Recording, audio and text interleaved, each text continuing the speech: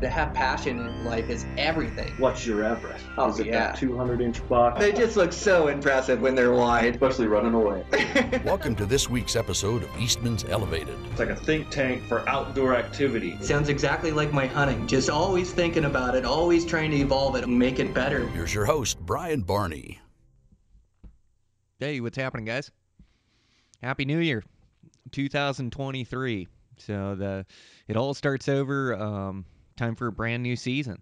You know, unless you guys are wrapping up down in the south, down in Arizona, still have some open seasons down there. I wish I was down there right now instead of working, but next year definitely we'll be down there and make some time. But wrapping up this house, I'm getting so close. Gosh, about a week away or so, and have my family moved in there, so really looking forward to that. But I have a podcast for you guys for today. So today I have on Mitchell Rolan. So I met Mitchell. He lives here in Montana and saw great success in 2022. So he's a working class guy. He's got limited time to be able to do these hunts, but spends his time being proficient with his weapon, working out, scouting, and researching, and had some great success in 2022. And so we dive into it on the podcast. Really enjoyed the conversation. I think you guys will too. I want to thank my sponsors for today's show. So we have a new sponsor for Eastmans Elevated. It's Mountain Tough Fitness. Really like what these guys are doing, preparing guys for the mountain. And they have such great workouts here. So they have all different types of workouts that you can train for. You know, train for a heavy pack, preseason prep, postseason strength, kettlebell, body weight, elite. They have an app that you can use on your phone, and this app will give you full workouts with limited amount of equipment as well. You know, you can do these workouts at your house with minimal equipment, or they have some gym workouts as well. These guys that put this together are former Navy SEALs, former Army Rangers. It's just a great program, and I'm going to try it as well.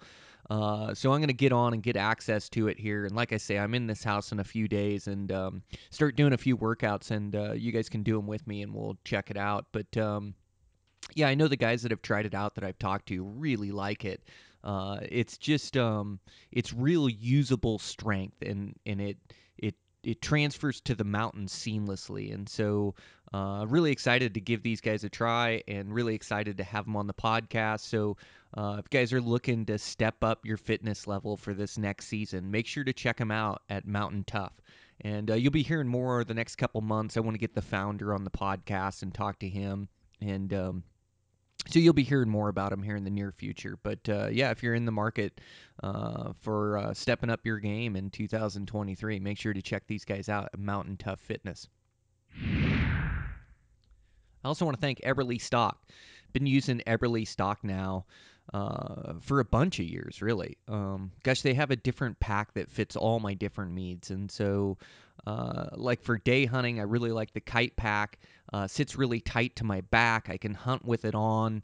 It'll also pack weight well. If I kill a deer, kill an elk, it'll pack a quarter out, no problem. And so that kite pack, it comes in at a low weight. So I end up using it for a day pack. I'll also use it for an overnight pack because it's so light, packs the weight well. I'll also use their little big top. I'll use that for shorter trips. I use their destroyer pack for longer expedition trips. And then they do have the Vapor series, which is a series of packs that are minimalist packs that'll fit on their mainframe. So they have a 2,500, 5,000, and 7,500 cubic inch pack, and then it hooks to that mainframe, comes in at a low weight, packs the weight really well, and packs out meat really well as well. So Eberly Stock, they just make good packs that pack the weight well. They're really durable, and they're doing great work. So if you're in the market for a new pack, make sure to go check those guys out. I also want to thank Black Ovis. Black Ovis is an internet retail store that has everything you need for your next hunt. So if you're in the market, they carry all the top name brands. They also have their own name brand as well that's really high quality, you know, as far as sleeping bags or as far as like I've said it before, but my buddy Dillon has their puffy pants, really likes them. So they have a great name brand. Those guys are all hunters, so they're constantly trying to get in the best gear they can to be able to offer it for you guys for your hunts. So if you're in the market for anything new, if you got some hunts coming up, or like I like to take each year and prioritize my upgrades. And so I look through my gear and I come up with a couple items that would really help my gear list, either help with weight or would help with function, or just a good piece of gear that I can add to my kit. So every year I look at a couple pieces of gear that I try to upgrade. Well, if you're looking to upgrade any of your gear, make sure to go check them out at Black Ovis. I also want to thank CamoFire. CamoFire is an app you get on your phone where you get superior deals on quality hunting gear. And so they have 80 new deals that come up every 24 hours. And if you watch the app, you can save 50%, 75% on some of these items. So if you're interested in picking up some gear at a huge discount, make sure to check them out at CamoFire. Over at Eastmans, yeah, we're cruising here into the new year. Looking forward to doing the expo. I actually thought it was in January. I think I looked up the ATA dates by accident. So I have a little bit more time, but it is in February down there at the expo. So looking forward to that and getting together with the Eastman's crew. Recording some podcasts down there, so I got some good ones coming up. Cole Kramer is going to come back on the podcast. I just saw an email confirming that down at the expo, so we'll do a live recording with him. I think we're going to have a recording booth down there, so there won't be as much recording or like as much background noise, so should be quality recording. So I'm looking forward to that, and we're going to knock out some good ones down there. So if you're down at the expo, make sure you stop in and say hi. We'll have a booth down there. We'll be with the Cryptech guys. We'll have an Eastman's booth down there. And so, yeah, stop in and say hi. Let's have a chat. And so, yeah, we have that coming up. Definitely have the Mule Deer School, putting a ton of work into that thing. So we're going to be adding new videos to that. Really proud how it came out. Like I say, it's everything I know about hunting mule deer the last 25 years, traveling the West in all different habitats. And I didn't hold back any information. I tried to put it all in there, along with Dan Picar and Guy Eastman. And Guy Eastman is just so knowledgeable about the West and so consistently successful over the years producing these huge trophies. And so it's good to get his insight on the course as well. So you can check that out at the Mule Deer course. Also check out our Tag Hub. With Tag Hub is our internet research tool. We have a bunch of giveaways going away. In fact, we have a giveaway on the podcast. So we're giving away a bunch of gear, and it's through really there's not too many stipulations to it or too many things you need to do. Just follow our page on Instagram, Eastmans Elevated, and you can follow the link in the bio there. You can enter to win. We're giving away so much great gear. We're giving away a new bow. We're giving away, I don't have the list here in front of me, but tons and tons of giveaways there. And so you can find that. Just follow the Eastmans Elevated Instagram page. Another requirement is to listen to a podcast. You guys are already doing that one, so check that box. And yeah, enter to win. I think you got to just give your email or something like that, and then yeah, you're entered to win. And yeah, there's going to be some great gears, great giveaway, and I'm really happy. Like it's really nice when Eastman's puts their weight behind the podcast like this and gives me a bunch of stuff to give away to you guys, the listeners. So this is my way of giving back. So really excited to do this giveaway. I'll clue you guys in on more of the stuff that we're giving away here in future episodes. But yeah, if you just go follow that Instagram page and enter yourself in, you're entered for all those items as well. And with that, let's get into this podcast. So Mitchell Rolan, limited time, great season in 2022. Guys putting in the work to be consistently successful. Had a great conversation. I'm your host, Brian Barney, Eastman's Elevated. Here we go.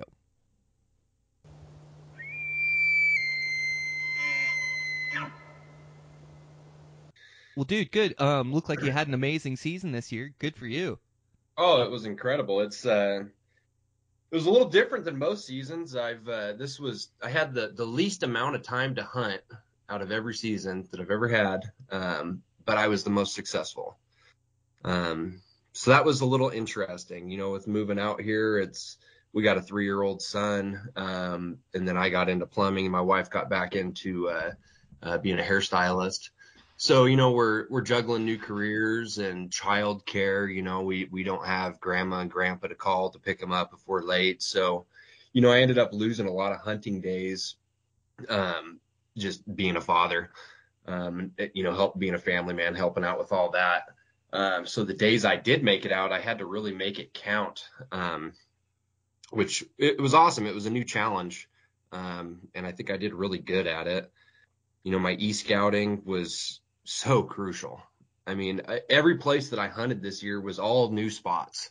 The only place I ever had boots on the ground was where I was elk hunting. And I got up there a little bit in August to do some scouting. And I planned on archery hunting up there. But with my wife's new career, she was just so busy taking on these weddings on the weekends. And I just kind of volunteered to give up my archery season, which that hurt, man. That was a tough blow. But you got to do what you got to do. And got out there and, made it count when I could. Yeah, But good for you. It is it's so tough, like the balance for all of us, and as as I get further down the line, I tend to get more and more time for hunting season. It's like, and it's a priority in my life, and I've structured my life that way. But for so many years, just a weekend warrior, or it seems like, even this season, just so busy that it's really tough to carve out that time. And it is, there's so many facets to life, as far as, like you have such a responsibility to provide for your family and take care of your family, especially with a young one like what you got, and your wife is building a career as well. And so, you guys are trying to build this good life together, but what that means is that, something has to give. There has to be some sacrifice somewhere. And it seems like even though hunting's your passion, it's like a guy's got to make a living and provide. And, you made this big move to Montana, and, a lot of that, I'm sure, is centered around work and opportunity there. But it's also centered around what you love to do, is like spending time in the mountains and hunting. And so trying to make good on a short amount of time is not easy. But there are some like tricks that you can do, and things that you can do to squeeze more time out, or when you do get the time, is to be as absolute efficient as you can. So e-scouting worked out good this year. You spent a bunch of time e-scouting, looking at computer at different locations and places that you wanted to hunt. yeah, so we'll start off with my antelope hunt. It was an Eastern Montana tag. And I've only drove through there, a handful of times in my life, and it was never for scouting purposes. It was just, passing through to get to the next place. So I drew this tag, and, I e-scouted, and I picked out, luckily I had about 30 or 40 different pins on the map for access and whatnot. And, my wife, she got off work that night at like 8:00. And, here's a 6-hour drive ahead of us. So I left that night and got out there at, midnight or whatever it was. It was super late. And, the first 4 spots I went to had campers and trucks in them. So I'm showing up to, my 5th or 6th spot, whatever it was, in the dark, and hunting lights in a couple hours. And, the first spot the spot I ended up hunting that morning, wake up and I did a 5-mile loop and I never saw an antelope. It's like, all right. So that spot, checked that off the list, and, hopped in the truck and just started covering ground and, going to spot 7, 8, 9, 10. And finally, the 10th or 11th spot, I glass up some antelope, and they were in a killable position. So I started sneaking in on them. I glassed them up. They were about 1,000 yards away. Glassed them up, and there was some, little hills in between us. So I started sneaking in, and I get about 200 yards from them with a little rise in between us, going up the hill, and about 100 birds. I'm not sure exactly what they were, if they were huns or chuckers or something. But they flushed, man, and they took those antelope with them. And they ran to the other end of the state land, and stopped just barely on, they were almost on private. So I stopped and regrouped, looked down, glassed them, found another route to approach them from, went after them again, and get over there. coming over the rise, and I got, 20 antelopes staring at me at 80 yards. And they bust out of there, and then they run clear to the other side of the state land, which was like 2-3 miles in the other direction. And by this time it's getting, real hot and nasty, and I'm tired. I've already hiked about 10 miles this morning. So I start shedding layers and grab some water, slam a bar, take off after him again. And this time got within about 800 yards of him. And I can't remember if I heard you or someone else talking about this, but saying, once antelope start heading in a direction, they usually don't veer off left or right too much. They're just kind of, pick a direction and start walking. And they started coming back towards my direction down this little draw. So I just laid down, got ready, and, they walked right in, just about 400 yards, picked the biggest of the 2 bucks and, made an excellent shot, dropped him right there. And that was basically the end of that hunt right there. Got over and got them all processed out. They do smell like Fritos. But got them all processed out, got them back to the truck. And it was, I would say, about 1 or 2 o'clock by then. And then, time was of the essence. I had to get back as soon as I possibly could so my wife could get back to work. She was kind of waiting on me to see if I tagged out and could get back, and she could get back to work and fill in a couple appointments that weekend. And I picked up a B tag. So it was priority time to go fill that doe tag that evening. And sure enough, I did about 30 minutes right before last light, filled my doe tag, processed that thing up, slept in the back of the truck in the prairie, and I was home the next day by about 1 o'clock. And it was just, full throttle the whole time until it was done. It went by too quick. Yeah, that is quick. Hunt, yeah, for sure. It was, 2 animals and, less than a full day of hunting. It was a great experience, but I wish I had the tag in my pocket longer, because that was my first time hunting antelope. And, before the season, me and my boy would go out and, just glass up antelope to look at them. Just, they're so hard to score and judge. And, I wanted to shoot the best one I could find, obviously. So we spent I spent more time scouting with my son in the truck, driving around looking at antelope, than I did hunting them, which it was good. It was a fun time.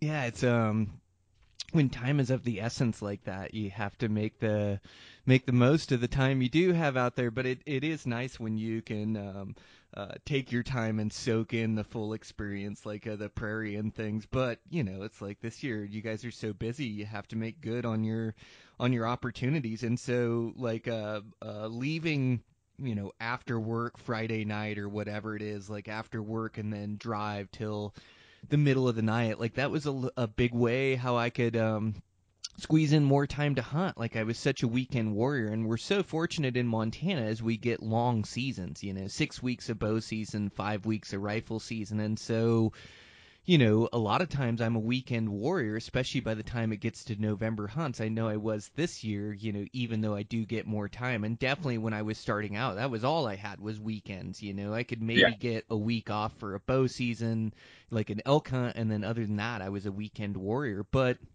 it's not always great hunting like right around you. And sure, I have mule deer right around me, or I have antelope right around me, but the mule deer hunting isn't great. Like the numbers are few and far in between, and you can hunt a whole weekend or even a whole week and not see a muley buck. And so I was better off like traveling to these places that had better hunting. And so like in your case, you drew a tag that was 5 hours away from your home, 6 hours, 7 hours away from your home. So you really didn't have an option to hunt close, but you had to drive throughout the night to get there, and I always thought about it as hunts. Like antelope, you can kind of hunt throughout the day.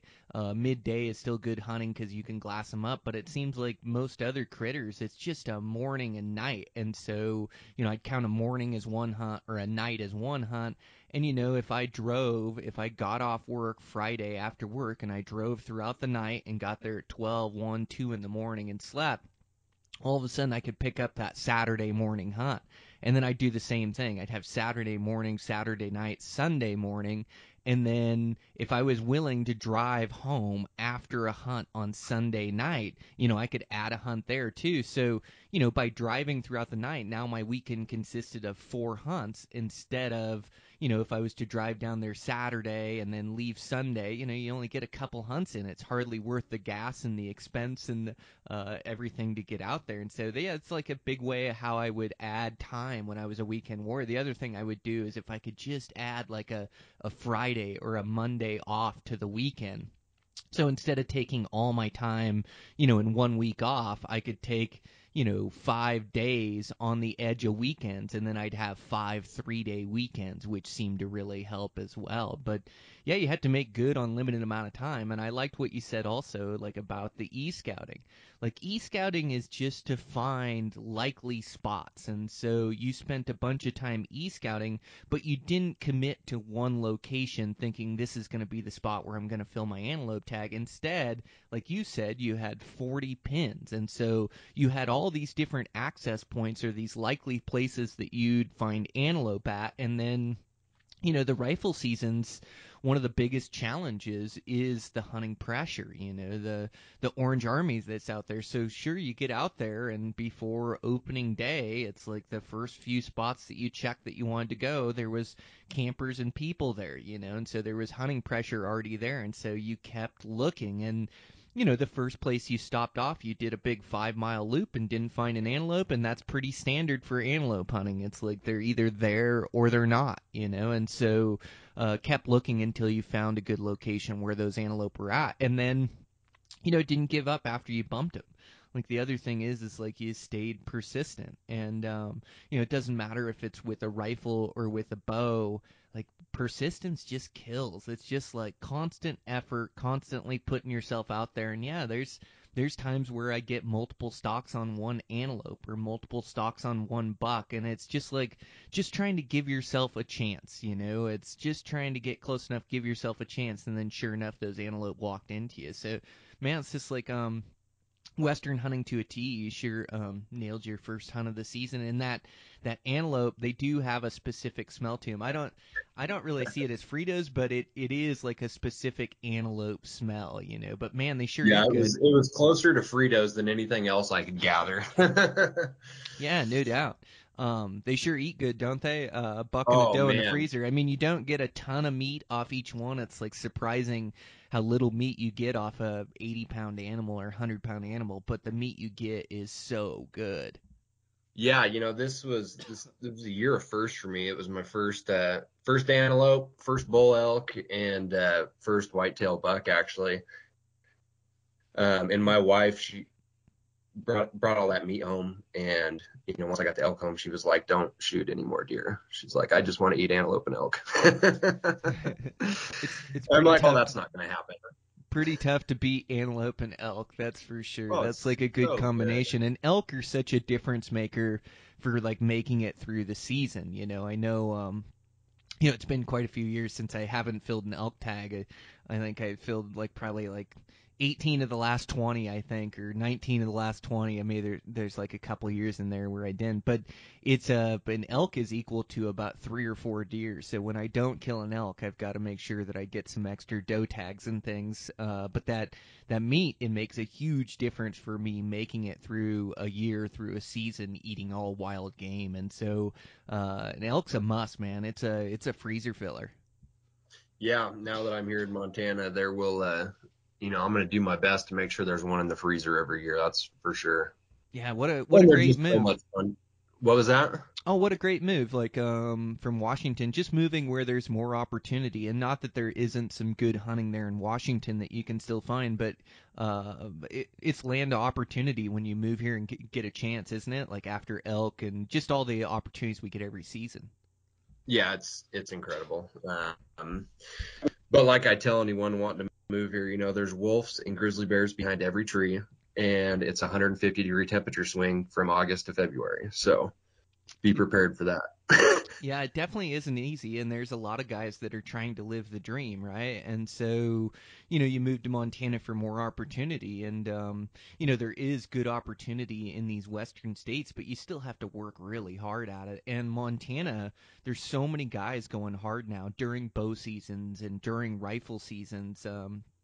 That you really have to put in the necessary work on your skill sets, even just to give yourself a chance at success. And it's real easy to go throughout a season and not harvest an animal or not harvest an elk, opposite of what you did this season. But that is easy to do because it does get hit with hunting pressure, and with long seasons and a lot of opportunity in Montana. What happens with a lot of our game is they get 6 weeks of bow, 5 weeks of rifle. That a lot of these game animals refuge on private land, and it's good we have this private land as a refuge, but everybody going so hard on the public, it runs a lot of these animals onto the private where they refuge, which can be frustrating for a hunter to have an elk tag or to have a deer tag or antelope and then see all this game on private ground and nothing on public, because it kind of gets run off with all the hunting pressure. So even though Montana is a great state with a lot of opportunity, like a lot of these western states, man, you still got to work really hard at it. You got to separate yourself from the competition, and there's opportunity out there,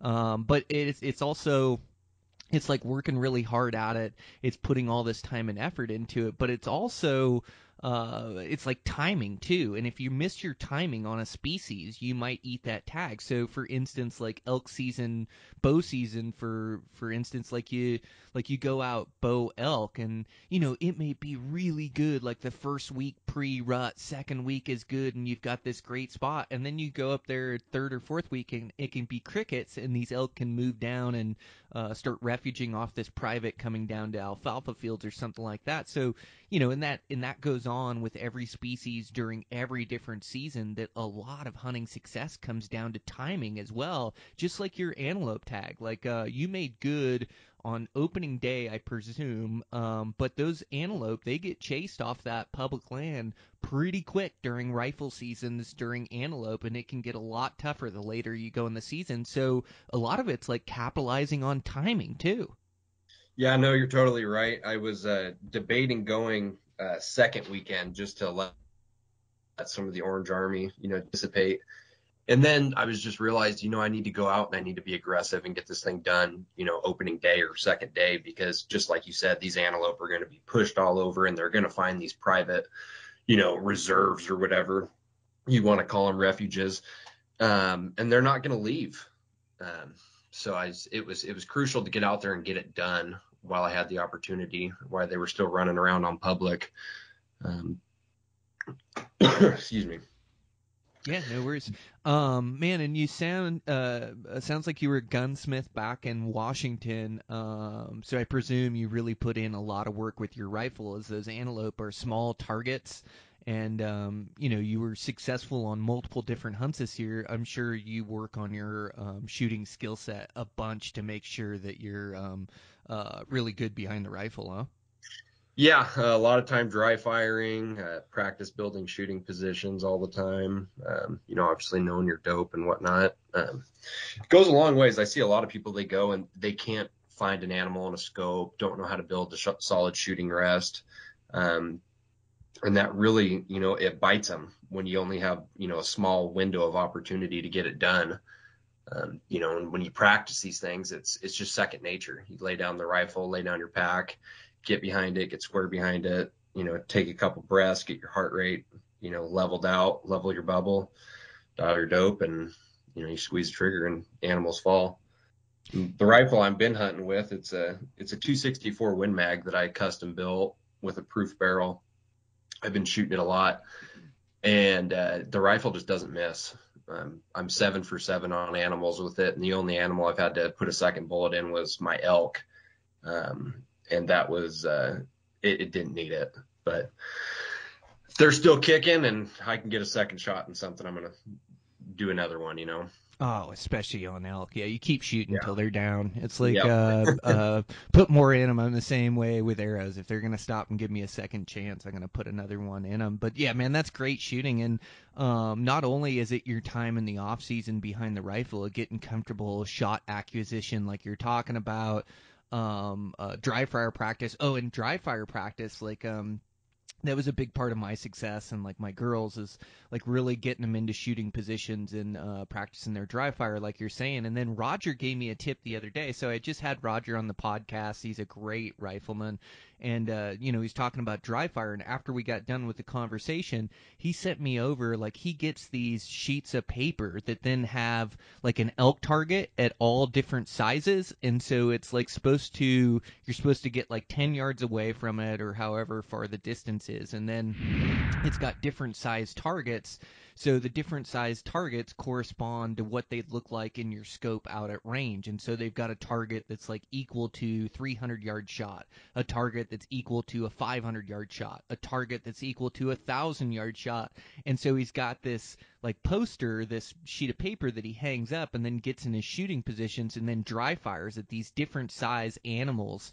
I just thought that was like a really good tip for dry fire practice, to get in a bunch of practice, and then also live fire practice. And even though you can put in all this practice and it's really easy to lose it when you get a shot at an animal, I find the same thing with shooting a bow as shooting a rifle. Like a lot of guys will get excited and they forget everything that they practiced or learned, and maybe they have those good instincts as shot acquisition or getting their rifle on an animal or getting a decent rest, but they just don't go through the process of executing a quality shot. So they find the crosshairs find the middle of the body of that deer, that antelope, or that elk, or whatever it is, and they jerk the trigger, which is like the most inaccurate way to shoot. It's like choosing this now, when the crosshairs like come across the body or in the right spot, to where, the right execution is to let those crosshairs float and then squeeze on it until the shot breaks. But that's really tough to do under pressure.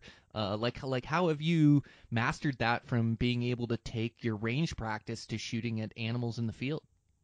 Well, I used a few years ago. I did a lot of PRS shooting, so that was amazing. I mean, that taught me so much. We're shooting off platforms that are secured with ropes and swinging around, and shooting off awkward barricades and under a timer, running around between stages. I mean, it was amazing how much better of a shot that those competitions made me. I haven't done them for quite some time. But the lessons I learned from them have just carried over. Also getting out and just shooting, like you said, go put some coyotes in front of you, call some coyotes in. And, that's about the only animal I seem to miss anymore is, a dog's fur on it running in. I haven't been wolf hunting yet, but I'm sure I'll have the same problem with those things. But you just got to get out there and shoot, and practice in conditions. A lot of people won't go to the range if it's windy. Well, that's when you want to go to the range. It's when you want to, learn what your bullet's doing when the wind's blowing 20 miles an hour sideways. Got to get out there and shoot those conditions. There wasn't one day that I was hunting this year where it was flat and calm. There was always a little bit of wind on my shots. So if you're skipping that, you're missing out on a lot of good training. Makes sense. Yeah, it's same thing. I live in Ennis, Montana, where the wind blows all the time, so I get good at knowing how the wind affects my arrows, and in turn that comes in a clutch or key, like when I'm hunting out west, because the wind's always blowing, and so it is shooting during a bunch of different conditions. And I'll add too that it's going to the range is great, but it's not always shooting off a bench or off this seated position, that you need to practice like all these shooting positions you're going to be in the field.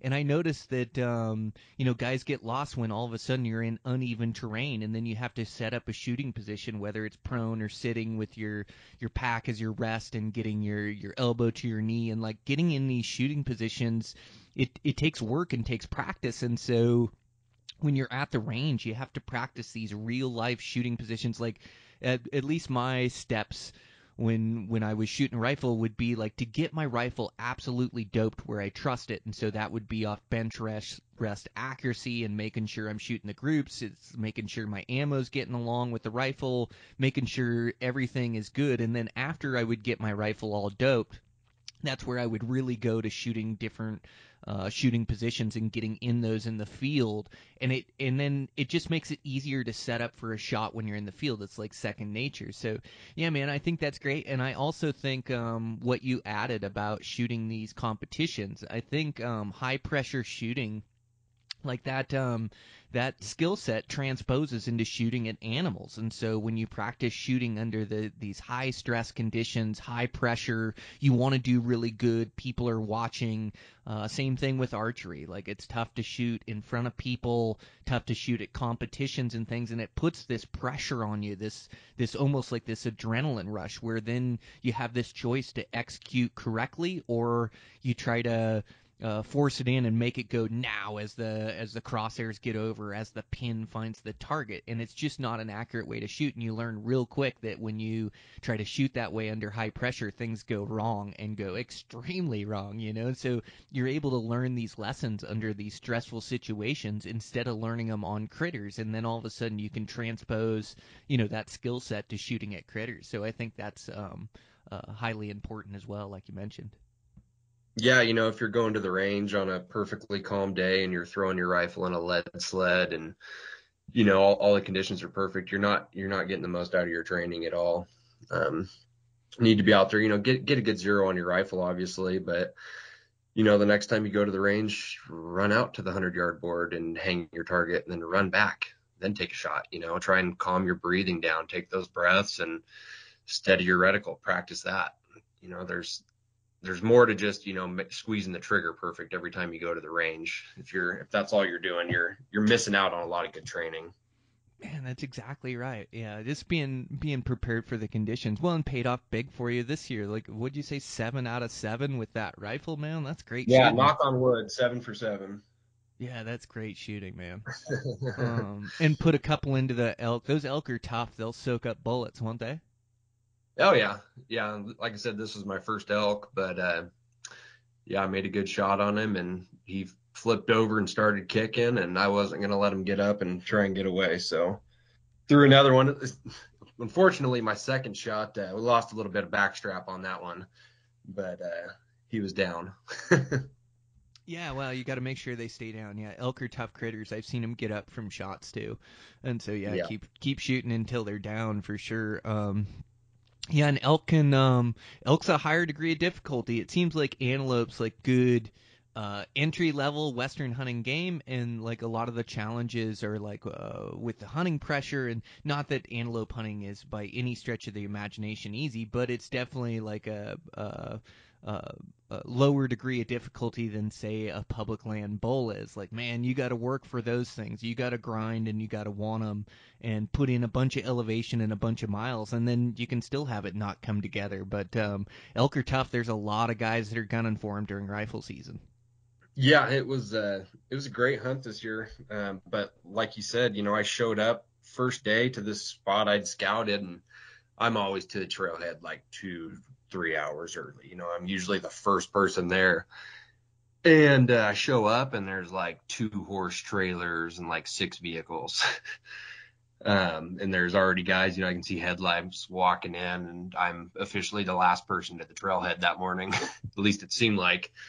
So that was kind of a punch in the gut, but, I just stuck to my plan, threw the headlamp and the pack on and started walking. And, I took this trail in about 1.5 miles, and then I shot off it and, dropped down through this creek drainage, then up onto this hill, onto this master vantage point, sat there, and sun comes up, and, I immediately glassed 2 bulls up that are about 1 mile away. But I don't know if you remember how bad the weather was opening day at rifle, but it had to have rained, a couple inches that day. It was gnarly conditions. But anyways, I spotted these bulls. What was it? Freezing rain, or did it rain before Dude, opening day this year? It was snow and rain and fog, and it was miserable. But I think it kept a lot of people down on the roads, which was good. but yeah, I spotted these bulls, and they were, of course, like a mile away, a couple scree fields and a couple canyons between us, and devised a plan to go after them. And in hindsight, I probably shouldn't have, because I was walking up to this master vantage point. I got hit in the face with just elk smell twice, and I'm sure there was elk right around me. But of course, the bulls I could see a mile away seemed better than sitting there and being patient at the time. So sorry, I got a little sore throat and a cough our family's been having, but Oh, so no worries. That stuff's going around. Oh, it's the season, man. Mm-hmm. So I take off after those and get up there, and I ended up losing them in the fog, and I kind of lost their tracks. And by the time I got up there, I mean, my gear was just soaked through. I don't have rain gear, and the gear I had, it's water resistant for about 5 minutes. So I was soaked, and it was freezing. I had to get up there, and I finally got a fire started, sat there and warmed up and glassed. And, the weather pushed me off the mountain. Got back down to the truck and ended up talking to a game warden down there. He was making the loop, and he was just like, man, it looks like you've been through the ringer today. My gaiters are like halfway falling down. I got just gear just everywhere. I'm just drenched. He wanted to talk, and I'm like, you need to hold on a second. Let me start my truck up and get my heater going, and then we can talk. But so yeah, the first day it was good. I saw elk, and they were where I expected them to be. After the rut's over, these bulls were just way up high, 8,000-9,000 feet in elevation. Never did see a cow on this hunt. These bulls were just solo off by themselves. And it was good. I think I learned that from you, talking about these bulls. They go off on their own just to kind of recover after the rut, put some weight on, and then they kind of herd back up after they do that. And that's what I was finding. So the first day was a bust. Second day, I went back up. I went over to another spot kind of closer to where I'd seen those bull elk, another trailhead, and went up and got up there and to a different master vantage point. And I told myself, I'm like, man, I just got to sit here all day. I'm like, quit. Don't let your ADD get in the way. Just sit here and glass. And that didn't work. About 2 hours later, I find myself freaking post-holing, through thigh-deep snow. And I'm just like, what are you doing? I'm just, I knew I was making a bad decision. And, it was just like a second wasted day, it felt like.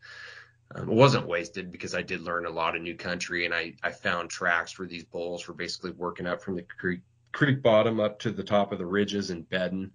So it was, the puzzle was coming together in my mind of what these elk were doing. But it was, like I said, it was just a wasted day. Snow was crunchy. I was tramping through the woods, and I wasn't going to kill anything. So that was kind of a bummer. I had to readjust and tell myself to quit being stupid and, do what I know I need to do instead of what feels good at the time. So that was the end of that weekend. And of course, on the way home, I broke a CV axle in my truck. So there I am, that week playing mechanic, and I'm not a mechanic, but I needed to get it done so I could get it back out there next weekend. Got it fixed. Went out there the next weekend and got up to that same master vantage point that I found on the second day, which ended up being like, it's just an incredible vantage point. I'm lucky I found it. It's cool. From the top of it, you can bounce about 100 yards in either direction and pick up a couple different vantage points. And it's incredible. And I was doing that the third day, and I find elk again. I see some elk feeding out of this bottom right directly below me. So I pull back over the ridge, slide my backpack up on the hill, get my rifle ready, come back over, and I start looking through the elk, and all of them were spikes. There was 4 spike bulls in the group, not a legal one in it, which was pretty disheartening, but they were doing exactly what I thought the elk were doing. So it was just another puzzle piece in the game. they were down in the creek bottoms and they were working their way up onto these high ridges.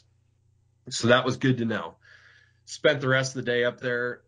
Never did see another elk.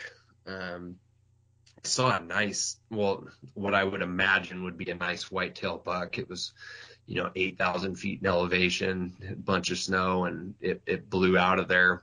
Wish I could have got a look at its horns. I'm sure it was a pretty decent whitetail being up that high and that much snow. But anyways, I got out of there that night late and back to the same trailhead the next morning, Sunday morning. It took off, it's like a 3-mile hike in there to that vantage point, throw the headlight and the pack on and get up there by first light, set up on the vantage point, busted out the spotting scope and just started glassing. Started at the first spot, glassed for about 45 minutes. And then my ADD kicked in. So I busted over, 100 yards to the next little vantage point where I could see into the next draw. Did that for about 45 minutes. Then went back to the third spot, and I was almost about ready to start post holing again. It was getting to me. I had to start walking or something, and I finally glass up this bull elk, and he's bedded, and he's alone. The wind's ripping about 20, 30 miles an hour. It's blowing right to left, right in between us. So I got a good wind, and I knew I really needed to make this stock count. I needed to, get this tag punched and get home to my family. So, I dropped back off the ridge behind me, knee deep snow, post holing, where the bull couldn't see me. As soon as, I made it about 400 yards up the backside of that hill, to where I knew I was out of sight of that bull, poked back up. And then it was basically two little canyons in between us, to where he couldn't see me. So I'm sneaking through there, just taking my time, man. I'm hunting this like I'm bow hunting. I'm going slow, watching the wind. And the first spot I sneak up to, I can't see him. I'm too high on the ridge. He's down in this burn. I can't see him. So I had to slide back over this hill, and it ended up being, it was like a combination like Screefield avalanche chute. And dude, it was sketchy. Like it was, if I would have took a wrong step, I'd have been at the bottom of the avalanche chute. So it was really important to not die on that. So I took my time, holding onto tree branches and stuff, just trying to scale around this little chute. Finally I do, and I sneak up, and there's a gap in the trees that I can shoot through, and I locate him. He's 150 yards. And by the time I got over there, I'd flushed some grouse on the way over through that avalanche field. And I think that's what that bull heard. And he's standing up, kind of looking my direction at about 150 yards, but he's not going anywhere. So I get the rifle ready, range him, build my shooting rest, which was just, me sitting on my butt with my rifle on top of my backpack and, knee up into the elbow. And I had to sit there for, it seemed like all day, but it was probably 15 or 20 minutes. And there's just this tree blocking his vitals and he's just locked up. And, there was a small little window I could have snuck the bullet by, but the wind was just howling. 20, 30 miles an hour easy. So I knew there was going to be some wind drift even at 150 yards. And I was like, man, it's like, if I pull this trigger, I'm going to hit that tree. I know it. So I wait. Patience kills the bulls. So I just wait and I wait and I wait. And finally he takes about a half step and I let him have it. I hammer him. Like I said, he starts flipping and kicking, and I put another one in and he's dead. So that was the end of that. And then I walk over there and finally get my hands on my first elk, and man, they're huge. I was where he was at. He was in, 1.5 feet of snow, and I could not move him. I tried as hard as I could to try to get him in a better area. And I'm like, well, I guess we are quartering and processing right here. And that's what I did, did the gutless method, got them all broke down, which took a couple hours. That's not a small task, especially by yourself when you're fighting legs and heads and dead weight. But we got it done, and then I wasn't going to be able to get the whole bull out that night, so I shuttled all the meat in the head. I got it down into the creek drainage a couple hundred yards below, and there wasn't a good tree to hang any of the meat in. But I did find a tree that had fallen and landed on some other trees. So it was like a 45-degree angle directly out of the hillside. So I wish I would have had this on videotape, was me, hanging all this meat in this tree and trying to get this head up as far as I could, and all these quarters pushed up and kind of barricading the meat in there so it was good for the night. It was hilarious. There were some falls in there for sure. But finally got it all hung up and taken care of, and I left a jacket and did all the stuff you're supposed to try and keep animals off of it. And I ended up taking I think the hind quarter and the back straps out that night. And then I called in one of my good buddies down here, and he had work off the next day, thankfully, so he was able to come help me get the rest of that bull out, which was awesome. Doing this, I learned that I can pack a whole elk out by myself. Obviously not in one trip, but it's doable for me. But man, I was lucky to have him come and help me. That saved a ton of time and, a lot of sore backs and muscles. Oh man, good friends when you get elk down are priceless, and so Oh man, he calls, I haul now, that's for sure. yeah, no, and you just like what I try to do is just try to be like a really good friend to my buddies as well. So if they get an elk down, I make sure to drop everything to go give them a hand and give them help pack the animal, because it is such a relief when you get a bull down where you have some help to get it out. And yeah, you're right. Like, man, it is toughness with bull elk. Those things are such big animals, and you have such a responsibility to get them out of the mountains. But they're not like a mule deer, man. They're not like an antelope. They are giant. It's like trying to pack a horse out of the mountains, And so, yeah, when you're by yourself, I mean, even if you kill a bull 5 miles back, you think of 4 trips back and forth and back and forth. Even a bull that's 5 miles back is going to take you 40 miles to pack out once you start figuring 5 miles out, 5 miles back in, 5 miles out, 5 miles back in. Like, man, it adds up quick. And then with the added degree of difficulty of the snow, and then even the butchering process, man, it's like you said, by yourself, wrestling around one of those elk, getting the quarters skinned and off, and I use the gutless method as well, but getting all that meat off, man, it is a workout, especially by yourself. And I know, like, you weren't battling the heat or losing meat that way, where a lot of times in the bow season, man, I am the clock is ticking. You have about 5 to 6 hours to cool that meat down to 55 degrees, and man, you just work your butt off trying to get it to shade or down into a creek bottom, get it hung up, get the air around it, get that thing cooling down, and then yeah, just some brutally heavy packouts. I know some of the toughest elk I've killed have been solo elk that I've had, solo killed, solo processed, and solo packed out of the mountains, and man, by the end of it takes about everything out of me. Those things are so giant. But killing bull elk, killing anything for that matter out west, it's constant effort. Like, what you did right is constant effort. Like, leaving those trailheads in the dark, making those master vantage points. And master vantage points are so key out west, just because you can cover so much terrain, see so many different elk features at one time to pick up those elk. So you'd picked up the spikes, you'd picked up that bull, you'd picked up a couple bulls opening day. Like, those master vantage points were key for you, where tromping around the mountains, post-holing through the snow, like, you kind of learn what elk are doing. And sure, you could run into one that way. It is kind of a mobile vantage point as you're glassing all available openings as you're moving through, but you really find that the most efficient way to hunt these critters is to find these vantage points and then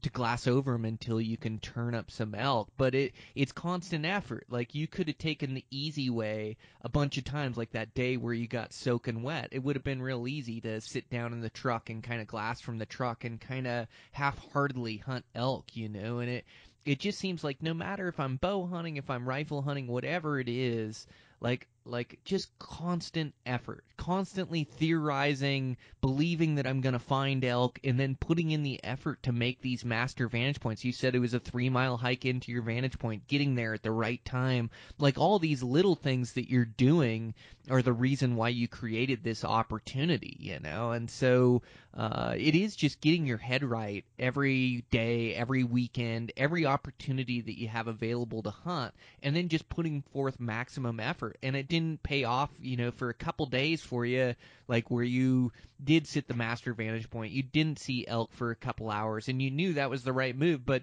you know, it seemed like you weren't going to see anything, and then you started hiking through country to turn up new terrain, maybe bump into an elk. But what you kept doing is you kept giving yourself a chance. Like you kept putting forth effort into trying to kill this bull elk. And it's so key, like, you know, there's all these different tangents that come together to kill a bull elk. You know, it's the combination of that effort. It's the combination of your hunting skill, and like you've said a couple times, like another piece to the puzzle. Like it is, like there is this hunting strategy that plays a part into it, of figuring out these animals and where they like and their routines and where they're moving to. And the whole time you were hunting elk, you were trying to theorize and put these pieces to the puzzle together, like you said. And through that, you started to figure out what these elk were doing, and then you're putting your effort in the right places towards this master game plan, or towards this puzzle that you're trying to piece together to kill a bull. And so, you know, it's these tangents that you put together of constant effort, these tangents that you put together of your e-scouting or your hunting skill set, or finding these master vantage points. But it's a beautiful thing when it comes all together. And dude, killing your first bull is such an achievement, man.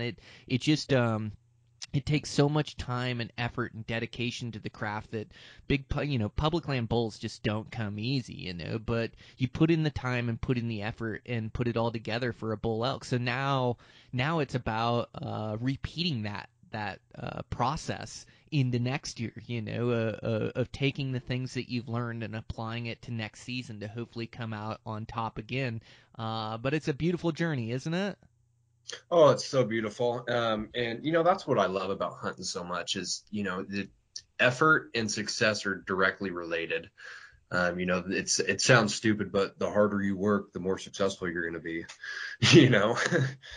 um, So and you know, I don't like hunting is physically hard, but it's easy at the same time. You know, if you follow a couple simple rules, be up on your master vantage point by the time the sun comes up, you know, hunt all day. You know, you do these small couple things and you're going to be successful.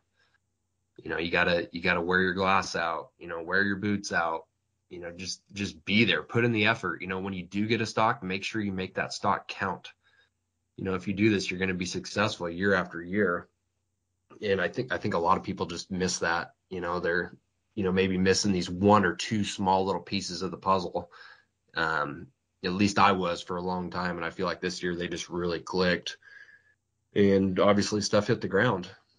You're right. It is like it's all these small moves or these small things you do, and we all know the right moves to make. Like you say, being on the master vantage point before light, we know to put in effort to hike back into these back basins to look for these elk.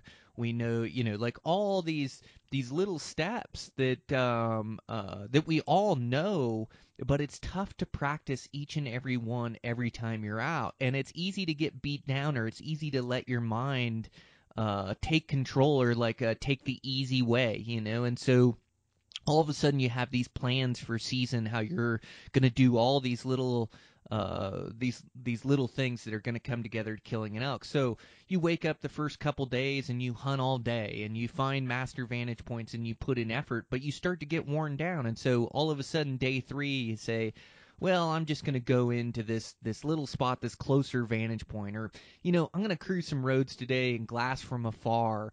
And so you just start, you know, without making these conscious decisions, you start making, you know, easier decisions and stop putting the effort in. Or, you know, you're worried about grizzly bears, and so you start hiking at daylight and you make it to the master vantage point 2 hours after light. And I'll tell you, like, finding elk or finding any animals is being at the right place at the right time. And so you can go find the best elk vantage point, and there can be elk all around you. But if you get there an hour late, you don't see an elk, and all of a sudden you don't feel like there's an elk in the country. And now you put in this effort to make it back to the master vantage, but you weren't there at the right time.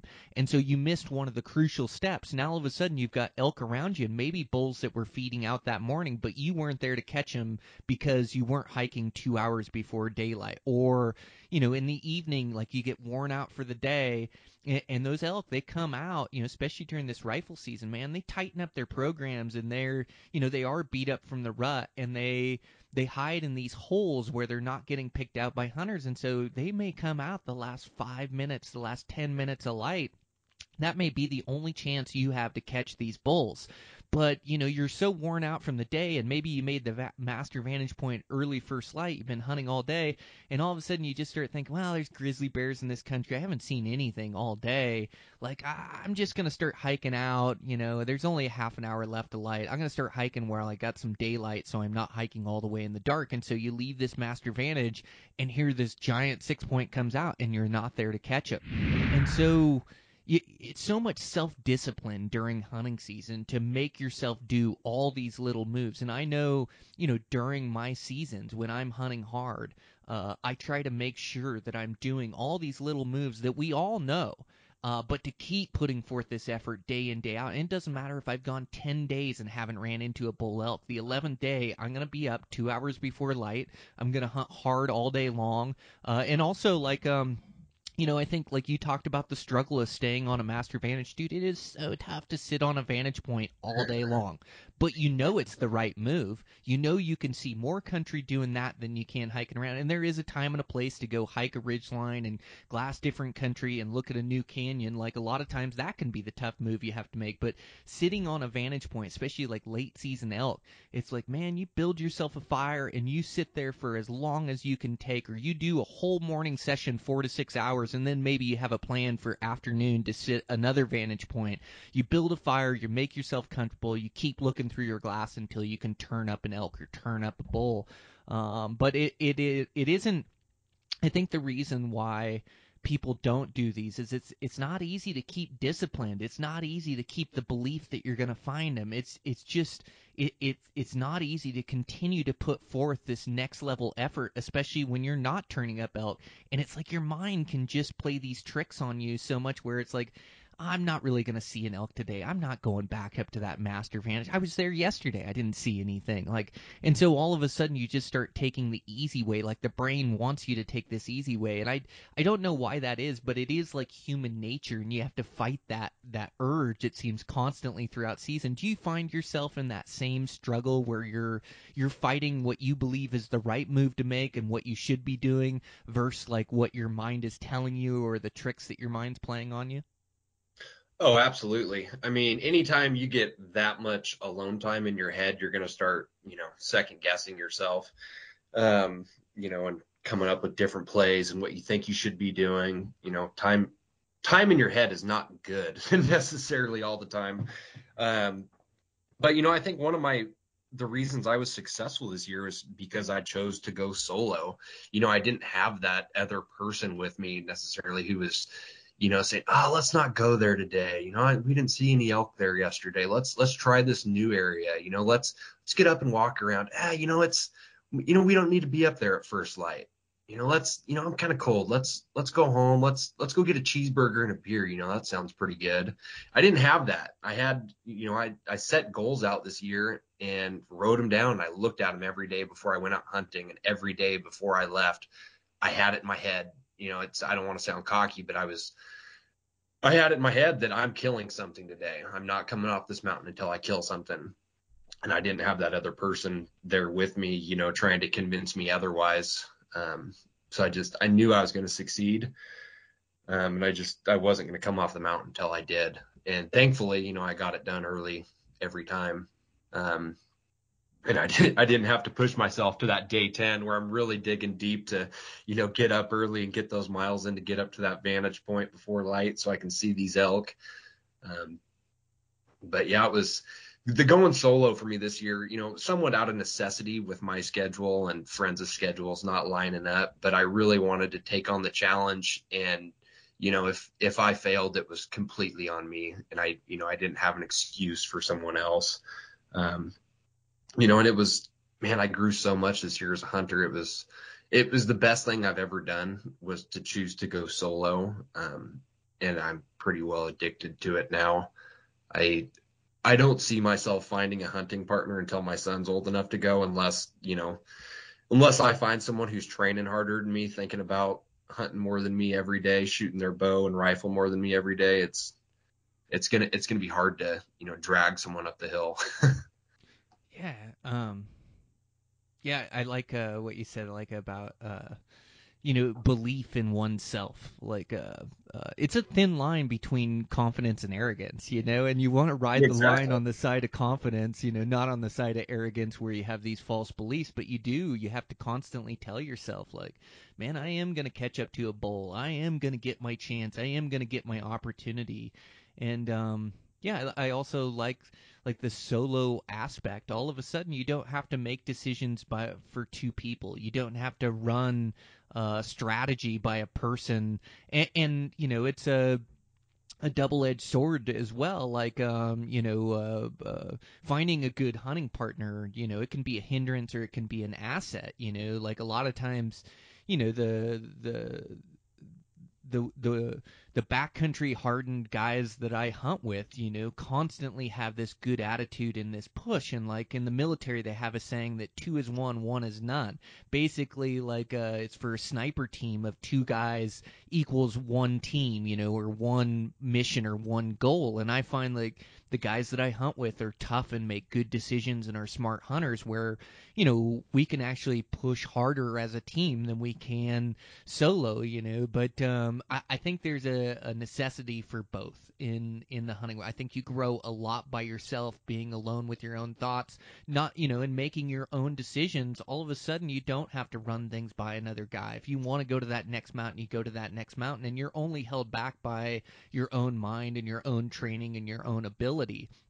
So like that's the same way as me. Is like guys' schedules just didn't line up with my schedule. I didn't have the right hunting partners, and I had these huge goals and these huge ambitions where for a lot of years that was all I did was hunt solo. But then I came across guys with this same credence or this same work ethic, this same love for the mountains, the same love for adventure, and able to team up with those guys. And then when you get those guys that are pulling for your success as much as they're pulling for their own, and they're good hunting partners and good team members, it's like then you can get a lot out of having a hunting partner, so I think there is like a need for both. And I still find myself every season I hunt a lot by myself, and I get a lot out of that. I also like to mix and match hunting with some good hunting buddies, and and I enjoy my time out with those guys too. So I think it is a mix and match. But I love what you said, solo. Like you do a lot of personal growth. It's tougher to motivate yourself by yourself. Nobody's holding you accountable for your decisions other than yourself, and so in a lot of aspects, it can be tougher that way to keep yourself motivated and keep going and keep putting forth the effort. And, you're in grizzly bear terrain as well by yourself. So, your head can play tricks on you in that way too. So, man, it just takes a lot of drive and fortitude, and that's whether you're with a buddy or, by yourself. But, yeah, just to keep yourself going and keep putting forth that effort. But it sounds like you have your head in the right space and know where you want to go in the future and know what your goals are. And you're accomplishing them, at least this season, man. It's a heck of a season. Yeah. Yeah. And that the confidence that I gained from hunting solo this year, man, it's going to be dangerous. I can already see it. Because when I was up there, sitting on this master vantage point, I'm just like, what's over the next ridge? And I had to basically hold myself back from going over there. I'm like, dude, if I shoot a bull back there, I'm 6 miles back now, and I'm on the wrong slope. So, it's my goal next year. I want to get out and do some more hunting with buddies. And, now that I'm putting some time in with my job, I'm going to have some time off. some paid time off next year. So that's going to open up a lot of windows. And yeah, I want to get out there with some guys and push over that next ridge and, go on these, push further, see more, and, just get out there and get after it. Man, well, you're well on your way. Mitchell, you believe we've already talked for an hour, man? That went good. Yeah, easy. Yeah, easy. When it comes down to passion and something we love, like the conversation comes pretty easy. But yeah, man, heck of a season this year. I really enjoyed the conversation, getting you on the podcast. Yeah. Yep. Yeah, it was great to be on here. It's always awesome talking to like-minded people, and I love listening to your podcast and learning all the stuff that you teach. If people aren't listening, it's information day. If people aren't listening to this stuff and getting the knowledge, man, you're missing out big time. There's so much to learn out there that's been on all these podcasts, and we just need to take advantage of it. Read some books on animal behavior and work hard, train, and get out there and crush your goals.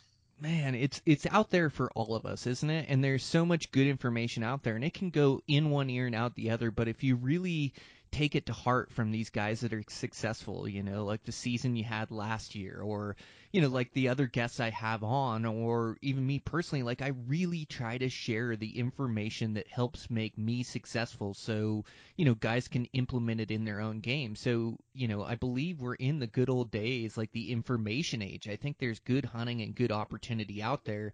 You just have to take this information and really try to learn and try to grow as a hunter, and then try to apply some of the strategies and tactics you hear in the successful guys you listen to or read about, whatever the case is, and then try to implement that in your hunting. But you can grow exponentially, can't you? You can grow so fast in today's day and age by applying this information.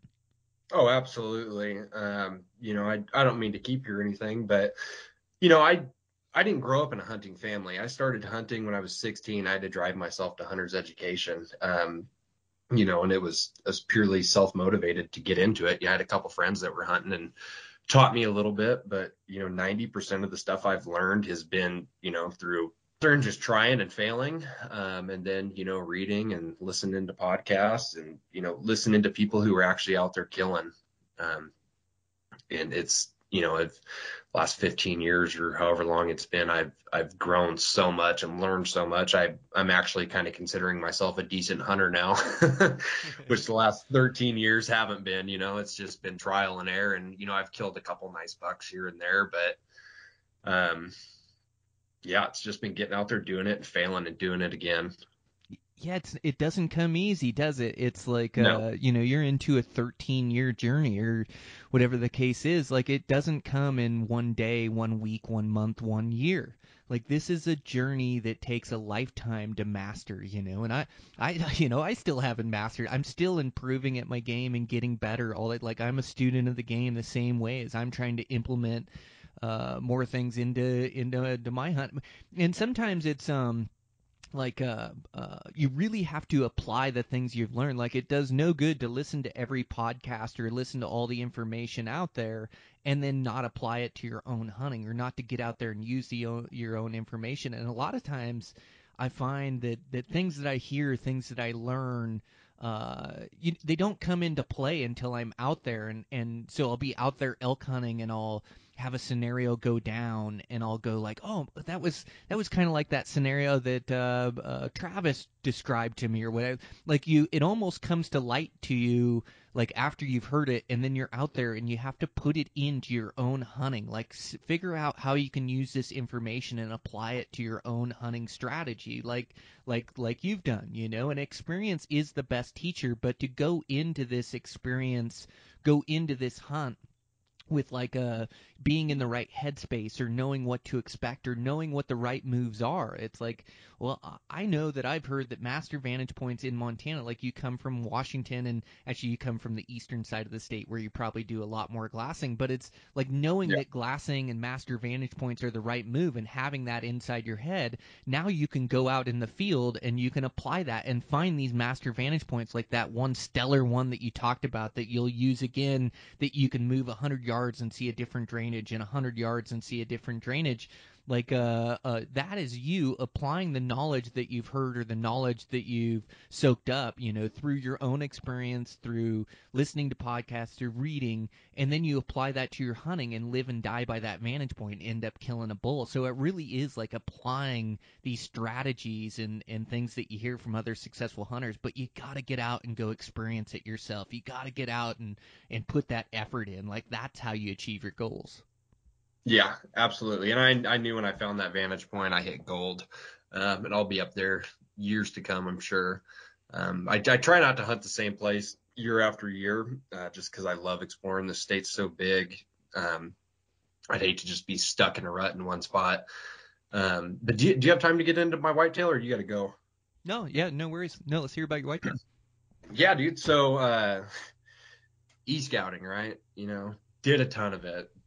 Everywhere I went this year, besides where I went elk hunting, was places I'd never been.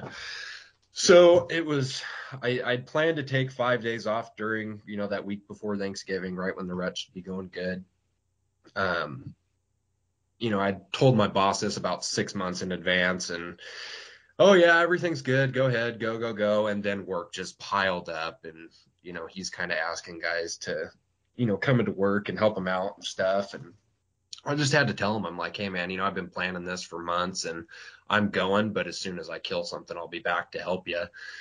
So I took off, headed out kind of towards your area a little bit, had some spots e-scouted, and I had my intention set on a mule deer. I wanted to kill a good mule deer, and I was going to eat a tag if I didn't find one. Well, I go out, and the first area I go out to, it was like -20 that day. It was nasty. And I was just in the elk. I could have, filled 4 or 5 bull tags that day, and, there was cows running everywhere. But the problem was I wasn't seeing any deer. I saw like 2 mule deer the whole time, does, and there was no tracks. There was nothing but elk there. So at about, I think it was like noon or 1 o'clock that day, I pulled the cord, dude, and I drove 6 hours in the opposite direction. And showed up to another spot that I'd e-scouted, and I got 30, 40 pins set up for this spot. And as I'm driving, I'm going through them on my phone. Don't let the cops know this, but I was using my handheld device when I was driving, going through all these places, trying to put together a hunt for the morning. And finally, I picked this spot, and I'm like, all right, this is where I'm going. And I pulled up to the trailhead in the dark, and it was cold, and I had my little 2,000-watt Honda generator or whatever, and a little electric heater, and I fired that thing up and sleep in the back of my truck that night.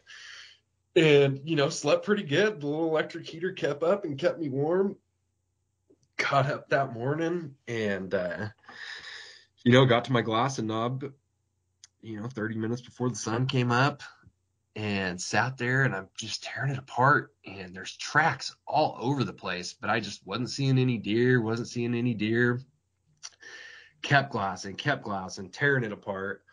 And finally, I see this little section with, just my naked eyes. And I'm like, man, that's where the deer are going to be. So I turned the spotting scope over there, and instantly whitetail doe and a whitetail buck following him. And I'm like, oh, let's zoom the spotter in and check out this buck. Didn't come here to kill a whitetail, but let's look at this thing. And his right side is just perfect. And off the back, he's got like a 5-inch cheater coming off the back. And his left, he must have got dinged up in velvet or something, because it grew funky. He's got, I don't know, he's got the genetics for the 5-inch kicker coming off the back, and comes up and just kind of goes into some trash right off the main base. I'm guessing he got it dinged up in velvet. But I see this buck, and I'm like, man, I cannot pass on this thing. I've always dreamed of, having a crazy whitetail like this up on my wall. And, I just couldn't pass him. I thought about it, and I was like, the boss wants me back at work. I'd really like to, help him out so he can get back to his kids for Thanksgiving and blah, blah. So I see him, and I'm like, all right, well, I can kill him. He's, down there about 1,200 yards. And, there's a couple little ridges between us.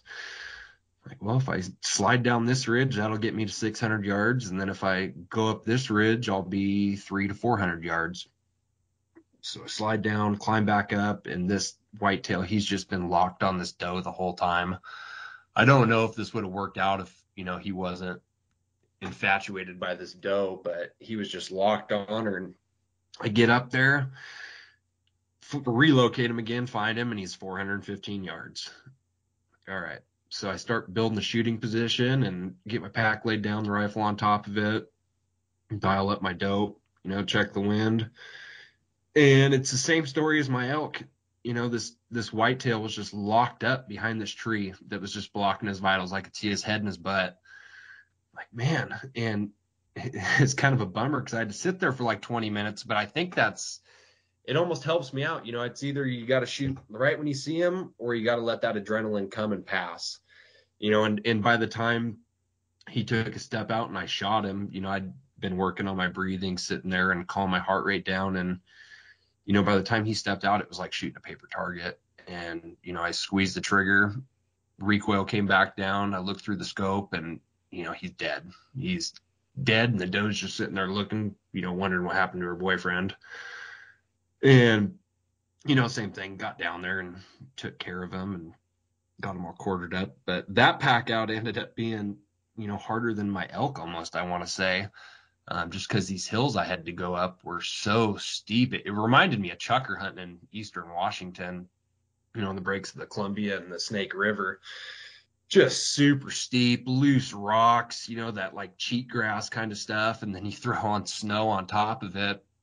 It was dangerous. I actually, I had my spotting scope and rifle, and I loaded up the whole deer. And I was just going to one trip this thing out. And I got to the base of that hill, made it up a little ways, and I'm just like, man, I might be able to get up that hill in one trip, but if I fall, I'm going to be at the bottom and I'm going to be in a world of hurt, and I'm 6 hours from home and no one knows where I'm at. So I thought better of it and dropped half the deer there and went up to the truck, and there was actually a dude sitting there, kind of by my truck, and I talked to him.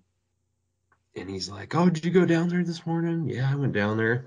See anything? Yeah, I'm packing a deer out. He's like, oh, man, I wish I would have got down there this morning. And it was like, well, you would have had to been there a lot earlier than me because I was sleeping there last night, and you weren't going to beat me out to this vantage point.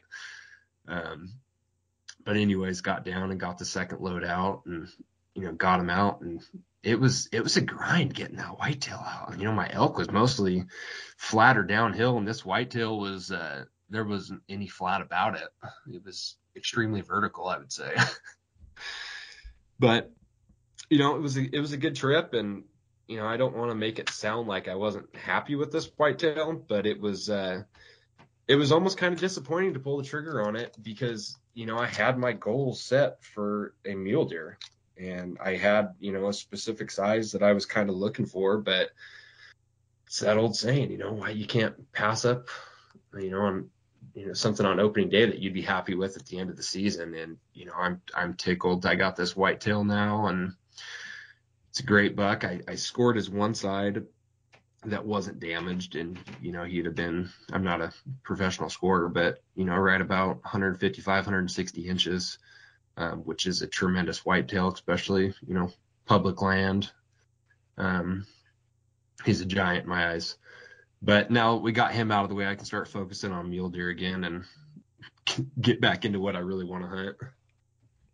Yeah, man, and there is always it is like happy for the harvest, but there's always a little bit of sadness that it comes to an end as well. When you release that arrow or you fire that shot. But yeah, it sounds like one heck of a whitetail, man. To go anywhere near those type of scores is like a big, heavy, older, mature age class. And I'm not much of a whitetail hunter either, but I suspect that a buck like that would catch an arrow from me as well. Like yeah, it sounds like a great whitetail buck. And yeah, way to earn them. And even though those deer aren't as heavy as elk, they still, like, you can kill them farther back, but yeah, they're grind as well. And I usually one trip out deer, boned out and things, but sometimes it's the smarter decision to two-trip them, and so I've often thought that, like on some of these big, huge alpine adventures or whatever, when I get a deer down, is the smarter move is to make two trips safely rather than one trip unsafely. So yeah, good move on your part there. And yeah, just congratulations on a heck of a season, man. So now you'll be working hard to repeat that same success in 2023. But yeah, thanks for coming on and sharing your story, man. I really appreciate it. Yeah, I appreciate it, and yeah, hopefully we can meet up here in person someday and shoot some bows or something. Absolutely. Where can guys follow your social media? My Instagram page is Rolan_out, and Rolan's my last name, Rolen. Yeah, I'm on there a little bit. I got like 200 followers, I think, my mom and sister, and that's about it. So yeah, try not to spend too much time on there, but I do post some stuff occasionally. Good. Yeah, it definitely a guy needs to keep himself in check in social media, and then also, living life and enjoying the things around. But it is it is entertaining. There is a lot of quality things I do get from social media as well. Quality connections, like just meeting you, for instance, like through social media. And so, like, there's a ton of positives. You just, it's like anything in life. You don't want too much of a good thing. You definitely got to keep it in check. But man, I've really enjoyed meeting you and having this conversation on the podcast. So yeah, give Mitchell a follow. Check out some of his critters he harvested this year. And you're the man, Mitchell. Keep in touch. Hey, Brian, appreciate it. Okay, we'll talk soon. Okay. All right, later, bud. All right, guys, that's a wrap.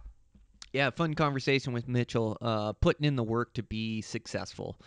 So, yeah, thanks to him for coming on the podcast. Thanks to you guys for listening in. Remember, we have a huge giveaway on the podcast. We're giving away a bow. We're giving away items from all our sponsors.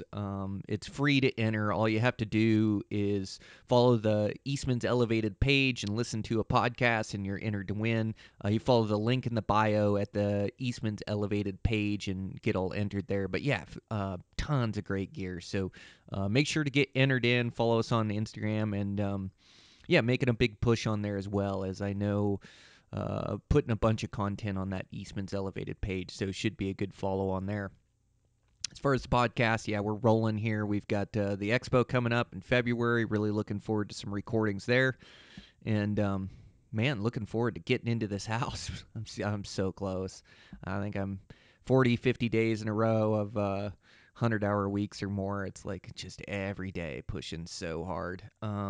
So I think appliances show up tomorrow, and need to get another coat on the floor and just trying to wrap up this master tile shower. So, yeah, that's where I'm at. Just really close to getting in this thing. It's going to be super nice. So I'll post some pictures on here, the new house, and getting this thing and get my sanity back.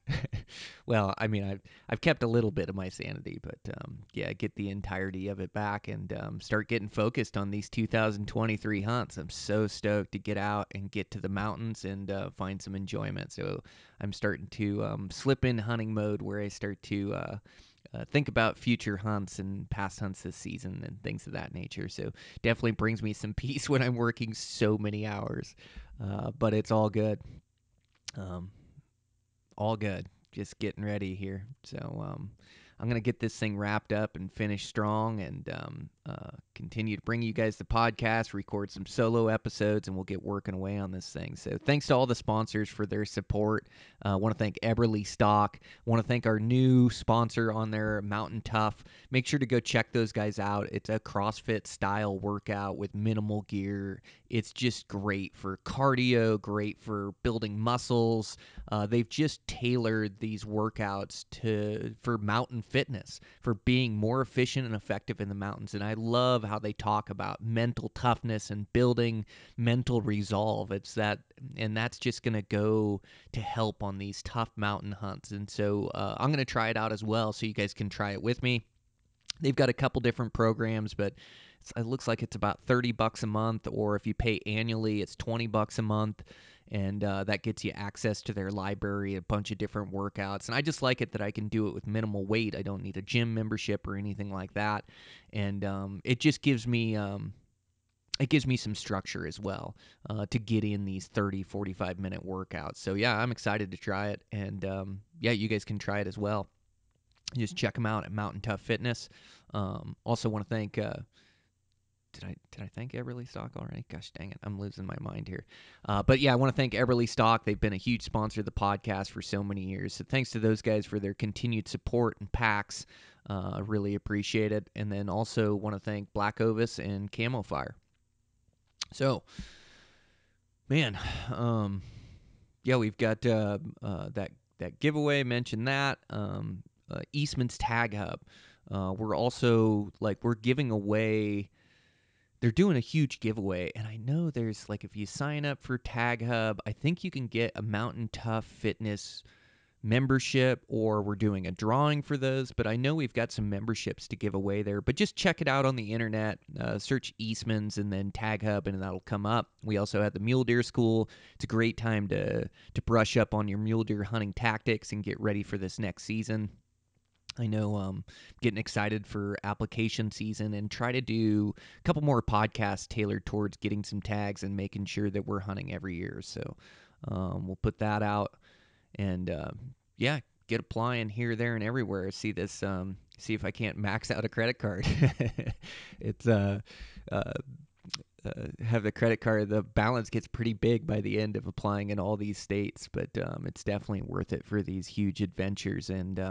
And if I don't draw, the money gets put back in there. I just prefer that I draw every tag that I apply for and they take my money. That would be the best. But yeah, some great adventures coming up in 23. I'm super stoked. I know you guys are too. So I just want to bring you guys the absolute best pertinent information to Western hunting. So yeah, just going to be working really hard on the podcast, especially after I get in this house and things. So looking forward to it. It's going to be a great year. And I want to succeed, and I want to see you guys succeed as well. So we'll continue bringing you guys good recordings. I'm going to get this podcast out, and better get to work here and get something done, right or wrong. So thanks you guys for the support. I appreciate it. And with that, I'll check in with you guys next week.